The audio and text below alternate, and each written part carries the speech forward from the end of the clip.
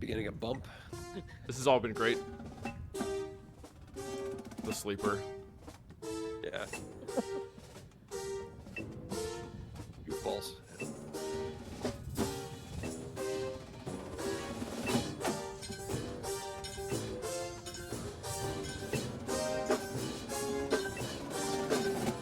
That's Blaine. He plays amazing cymbal crashes. Some of the best ever. Thou shalt not, thou shalt not, thou shalt not. Rejuvenate, rejuvenate, rejuvenate, rejuvenate.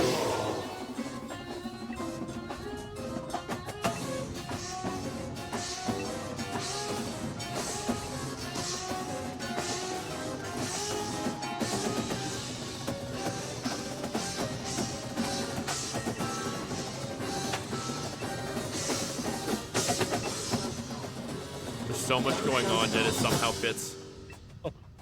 Yeah. Passing that roll around. And then the air just kind of clears. Yep.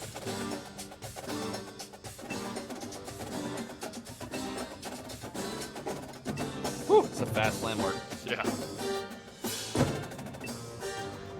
There are nilets. This last one's at 11. That I used to think was fast, and there was like, it's fine. Yeah. So, yeah, it was really interesting to put that together. Honestly, it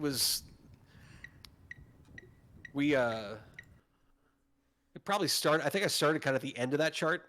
Like I wrote the end first, and then I wrote the beginning, and then like the middle took a long time to kind of like figure out how we're gonna together like as a group.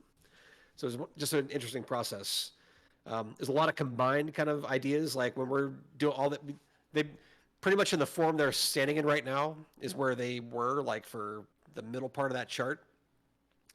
And what's happening on side 2 is just these crazy like trombone glisses and just this sense of chaos and angularity and all these things of like kind of just building this sense of noise and tension throughout. So just trying to play what we could and be interesting and all that dialogue and that kind of thing in the midst of that. So yeah, it was a different experience like doing that. It was building sound, building chaos, building a feeling, and kind of just everything. This is one thing about this show is I think everything percussively. I think more so than a lot of shows or than most shows that I think really everything pointed back towards like a bigger idea. This whole thing was about trying to set up the trumpets. After all that noise in the middle was trying to set the trumpets so it's so stark and da da da da da da da da da da. I don't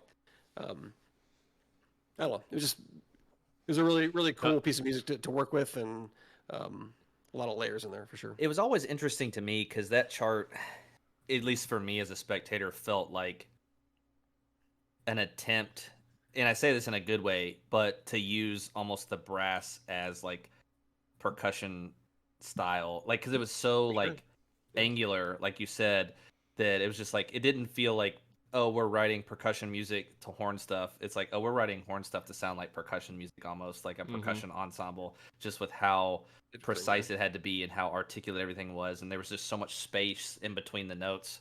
So it had way more rhythm than it did like melody, I would say. Right. Oh, for sure, 100%. And like I think that whole middle section too is all about like texture and things you would use it like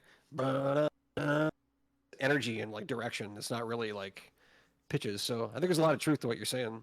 Yeah, it's like I said in the middle of that at one point. It's like there's so much going on, so many moving parts, yet it still somehow results in an enjoyable listening experience that makes sense to the audience. If you pinpoint individual parts, you're like, how does this work? Like it shouldn't work, but it does. Is how it comes. It's just awesome. I'm gonna go one further, and if anybody like listens to the original like of this too. Anna Meredith and her team was like they were kind enough to send us like scores and things. Oh, nice. To stuff, and we're excited that we were going to work with the music. But I was really surprised when I turned on the MP3 and then I pull up the score, and then it's all bump, bump. Those are all like it's all right? As the piece starts. So like the first downbeat of that whole, just to make the conversion work like metrically, like the first downbeat is like a measure 60 something, like in the whole piece. It's all a one, a two, a three, like so it's yeah.